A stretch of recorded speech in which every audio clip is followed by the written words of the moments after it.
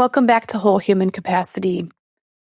Today, I feel guided and drawn to and called to offer a note of compassion and to take a brief minute, a little bit off the cuff here, just to honor and give, the word homage is not the right word to use, but to allow the gravity to be present for those of us who have believed and lived and acted from a place of being superhuman. And what do I mean by that? To me, superhuman is not necessarily, what you might read about of utilizing your gifts to create and to do things and to tap into the divine. What I'm talking about is superhuman in the fact that you negate your humanness to achieve a goal, to show up for people, to be in the industry and in the profession that you are in. I'm going to specifically speak for my background on this one, but I know the tenets that I'm speaking from apply across the board in many ways. If you are a person who has a deep heart, a big heart, who is here to do things in service of others, which I really believe that's the majority of us here, right? If not all of us on this planet. But there are those of us who are called to be healers. There are those of us who are called to utilize our God-given gifts in a way that brings about the opportunity for a shift in another human, an opportunity for the other human to have a different change of course in their trajectory of their life. For those of us who've gone to the healing professions, especially those of us physicians, I would use the word programming, the drive, the standard of being superhuman, which is a great thing in some capacities on paper. It's where, you work longer than everybody else. You study longer than everybody else. Maybe you're smarter than a lot of people. You use your gifts and your talents and your learned book knowledge and then your experiential knowledge to help people and to do that. However, it comes with a cost, right? There, as I was speaking with a friend recently, there is like this contract that we sign that in the fine print that you can't even read, like maybe you need like a magnifying glass to even see it, is these lines that basically say you're agreeing to put yourself last, to make everybody else's outcome the number one priority over your own, to negate what the signals that your body's giving you of potentially fatigue, of actual normal signals like going to the bathroom, eating, taking time to sit down for a minute. We have learned that those things were rewarded. You were tough. You were strong. You were the one that performed when nobody else could. These ideas of being superhuman that really got us far in our career field. I would honor that in other professions, such as, the military, in, police work, fire work, this probably comes up. Elite athletes, college athletes, right? There's this tenet isn't just in medicine or in the healing professions, but I'm just speaking of it from that way. There's this place where we trade off our intuition for the reward, which we don't even realize is a reward, but for the feedback loop of getting that praise, that accolade, that good job, that, patient satisfaction, the patient who actually does well, right? We take out our desires out of the picture. We start to narrow the scope of what we think is possible for our lives. We tend to, at least I did, actually put what was best for my family like secondary and choose what is best for my patients first. And many people would say that's honorable. And it's something that, everybody looked up to you for, or your patients were grateful. And don't get me wrong, very grateful for doing. But again, it comes with a cost. It comes with turning off what I think makes us the most human, which is our divine connection. I believe our divine connection is what drives our humanness. It's what drives the human spirit. It's what drives the human ability to go above and beyond what has ever been known to be possible. It's what drives our creativity. It's what drives our ingenuity. That is our true divine connection. That word human to me, again, it's in the title of this podcast, is so pivotal. It is a gift to be human. But when we become superhuman, really we're negating the human, right? We're taking that out. Now, some can take that into a more philosophical concept of overriding God or things of that nature, but that's not what I'm talking about. I'm talking about turning off your humanness, turning off your gift, turning off your divine blueprint that is here to serve in such a great capacity so that we can fill the role of the superhuman. And don't get me wrong, there's some parts where you're like, this is great. You get people telling you, you healed me and you helped me and all of these things, right? People coming to you for your skill set and being like, you're the best of the best, which is awesome to the ego. But what it does is it also negates the human and the other person, that divine connection that's guiding them, that's there to fulfill them. We also take that away from them in this dynamic. It is an interplay that truly, in my opinion, keeps us playing at a minimal level. So what does it mean to release superhuman status? What does it mean? How does that play out? What do you got to do to truly come back into your humanness?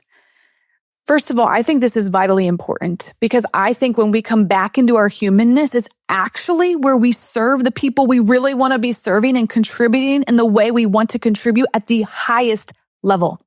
Even though you would say in our superhuman status, we did a lot of good, and we did. But when we drop back into our human status, that's where this sweet spot is. This is where we become the steward, as I've talked about in the previous episode. This is where we become the conduit, the vessel for something bigger than us, greater than us, with more ingenuity, more creativity to flow through us. But it also asks of us to release the need for achievement, for the accolade, for the pat on the back, and instead rewrite our rules, as we talked about in previous podcasts, right? The scorecard to be like, was I the open vessel? Was I the conduit? Did I allow what wanted to move to flow through me? Can I say, this wasn't me. I'm just here to be the messenger. I'm here to be the one that allows it to come into this form, but it's not me.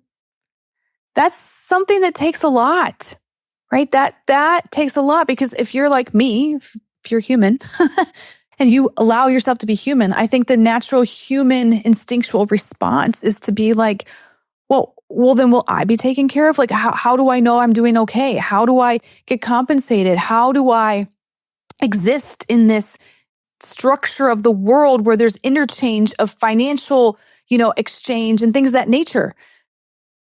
It does take trust. It takes a lot of trust. It takes a lot of faith. It takes a lot of rewiring.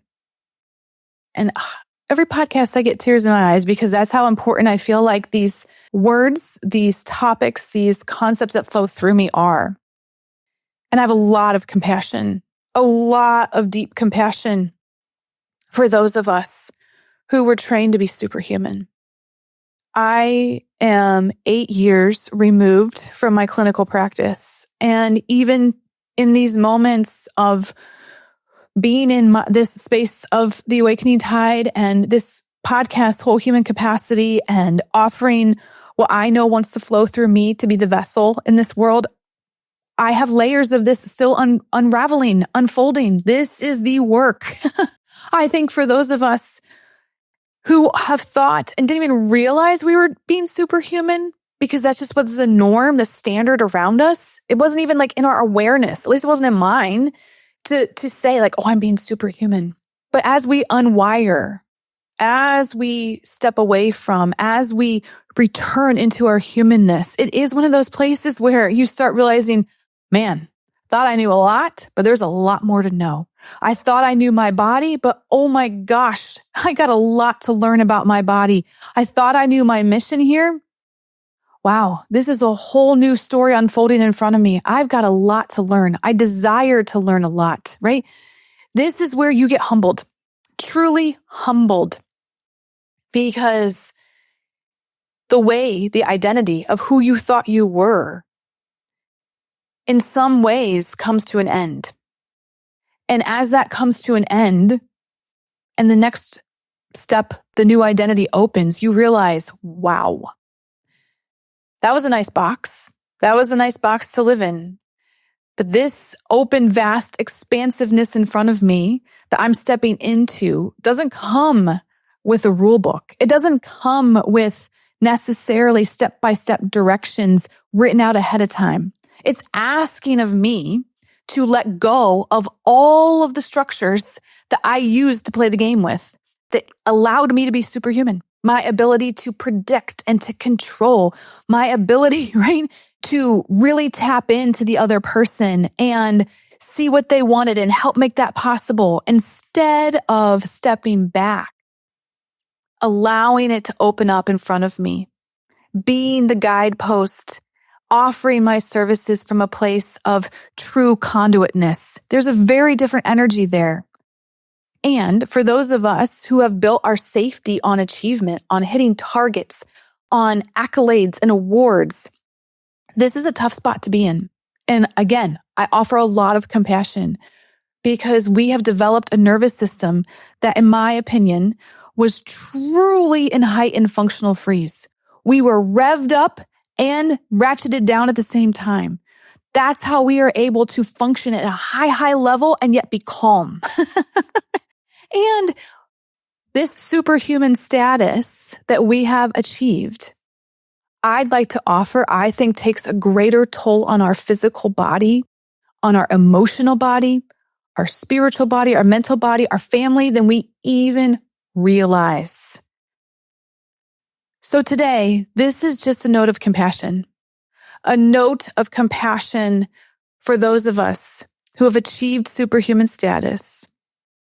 And maybe I'm saying this and you don't even think you're in superhuman status. But it's coming into me to offer, here's some ideas. If you think something at work needs to be done before something in your family, you probably are in a superhuman status, especially if the energy is coming from your head, especially if you haven't even slowed down to ask yourself, is this the highest thing for me to do right now? What's my next step, right? In superhuman status, we're not really asking ourselves. We're not tapping into ourselves. We're not tapping into our guidance. We're just on go mode. Superhuman status. Do you not eat lunch? Not go to the bathroom? Maybe don't sleep. Maybe get up early. And not early from an intrigued place, I'm ready to go, but early because it's what's expected and you think it's going to be the best thing for the people around you. Really ask yourself these questions. Superhuman status. Are you afraid to let go of the identity I've been saying right now? Are you saying, not me. This isn't me. Can't be me. My people need me. My patients need me. My clients need me. Right? That right there, such a tough one when we think people need us. Oh, we're in superhuman status. Because that means that we're also not in this aligned conduit energy where we know the other person is a badass and capable and has a guidance system and has the divine running through them equally as much as we do. They don't need us. They don't. That's a tough one. At least for me, it's been a tough one to unravel. It's still in there. I have to really be on to myself as I'm moving through my day. Even my kids don't need me. Let's be frank. Our kids come with self-sufficiency, except for, okay, maybe they need some food. They need somebody to go to the grocery store for them. My kids need rides right now, but they can even figure that out on their own, right? If we're really honest, we aren't necessarily needed in the way that we think in our superhuman status we're needed. And here's how I can tell you this with certainty. And again, compassion, because it feels like your heart's getting ripped out of you if you've built your identity on this place.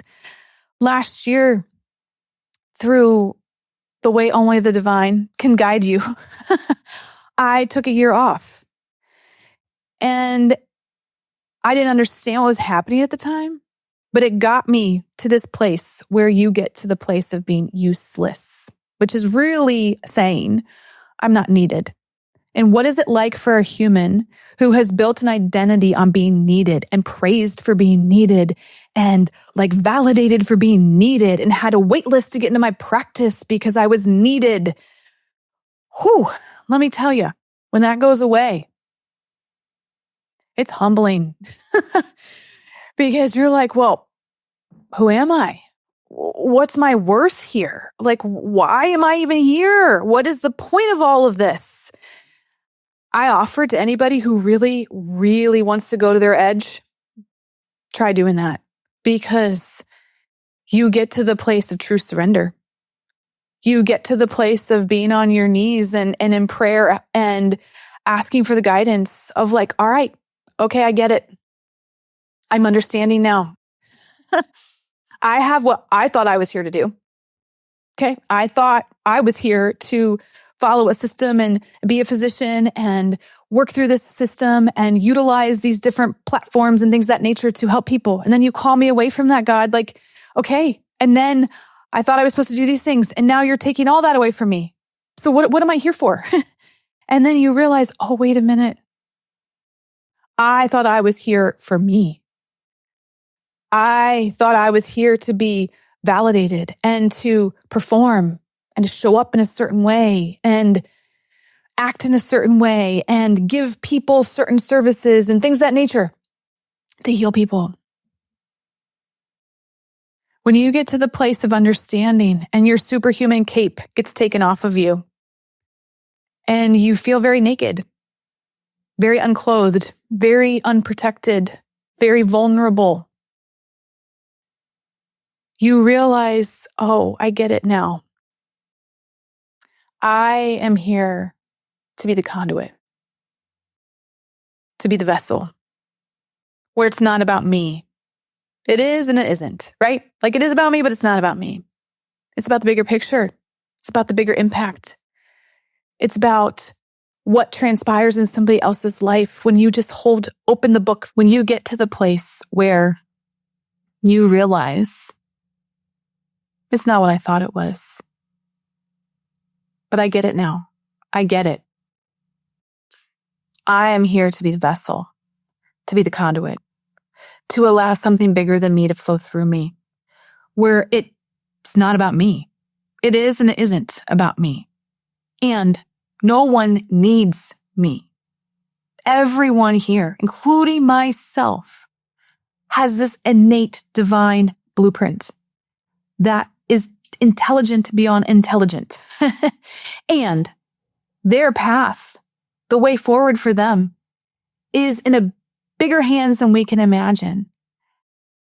When we step out of superhumanness and into our human body, we start tapping into our intuition. We let go of what our mind thinks it's supposed to look like and the reward cycles. And let me honor, this is an addiction. This is an addiction that comes with a significant dopamine reward cycle. And that's why I'm talking about this. That's why I'm talking about this from a place of compassion. And when we allow that to happen and we do the work, I mean, this is the work. This is when I keep talking about like the word hard. It is hard. It's hard work. It's not the hard work you're used to where you're given a task and you go perform and it happens, right? That's not the hard work I'm talking about. It's not the hard workout where you say, I'm going to go run up this hill 20 times. That's actually easy for people like us. The hard work is letting the layers come off. It's asking for the help from different modalities that support you and your body to allow that process to happen. That's the hard work. The hard work is being vulnerable. The hard work is feeling naked. For those of us who are physicians, it's like taking off the white coat. That white coat, bam, was like a superhuman cape for me. It was something I worked really hard for. something that I know I earned, quote unquote, and then to take it off, to take the letters after my name off, right? To really unwire these deep-rooted patterns that are ingrained in us, in our training, in the culture of the profession. That's the work. That is the work. And it is a work of choosing sovereignty, agency, self-empowered, self-motivated. Everything is coming from internal and it's guiding the external versus the other way around. That's the work. That's the process that happens when we become human again. It's humbling. What's the right word to use? It's a place where you realize there's no separation anymore. There's no layers of armor. The veil is gone. It's raw. It's real. And it's the place where, since the armor is gone, the veil is gone, the separation is gone, you feel your divine connection, your intuition, your blueprint in a way you've never felt before. You turn it back on and you learn to trust it. So, in this compassionate message to those of us who thought, who believed superhumanness was the way of proving our self-worth, proving our validity, our credibility, our ability to do what we train to do, to prove our worth in social circles, in our professional circles, to stay under the radar, to not get in trouble, right? To pass whatever test we needed to pass, to measure up. I honor you today. And if you're ready, when the timing is right, I invite you to consider letting go of your superhuman status in whatever way that looks for you, and return to your humanness, to the beauty within you in a deeper, more loving, more aligned, and you cannot make it up way. I offer that to you today. And if you get to know that it's not time yet, trust it. You'll know the right timing. There's nothing wrong with keeping your superhuman status until you know it's truly safe for you to take it off. But what I will offer that has helped me greatly is asking for help. That's the first step of becoming human again. Us humans don't exist alone. We don't exist in isolation. We don't exist, brings tears to my eyes, in the self-loathing spiral that many of us have created out of complete protection and survivalness to get through what we needed to get through. That's not where a human exists, but it is where a superhuman exists. When you're in superhuman status, even though you're meeting the metrics of everything around you, you feel very alone. But I invite you to, when you're ready, as you return to your humanness, there's community waiting for you. Loving, open arms, ready to support you, because we humans exist together. So much compassion, so much love, so much reverence and honoring for the badass in you that achieved superhuman status.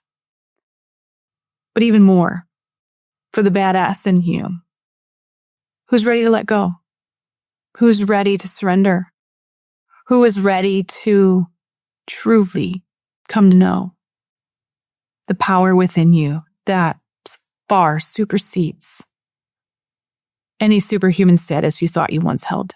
Keep going. You got this. And if you're listening to this and this resonates, know you're not alone.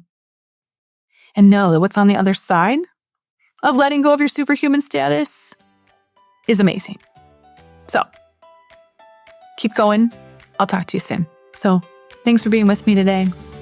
If this resonated with you about being superhuman, putting your body last, dampening down your intuition, but being really damn good at what you do, and you're ready, and you feel the call within you to open your heart up and to step into who you truly are, and to take off the cape, the coat, whatever it is, I'm here for you. Email me at erica@theawakeningtide.com and I'll reach back out to you personally. We'll have a chat. And I know when you leave that discussion, that time together, you're going to understand your path forward. And you will feel in your body a shift, an opening, a deeper connection, the doorway into your next steps for you. And above all, if this resonated with you, if there's somebody in your life who you know is here running on all cylinders in superhuman status, pass this along. Maybe they'll really enjoy this message.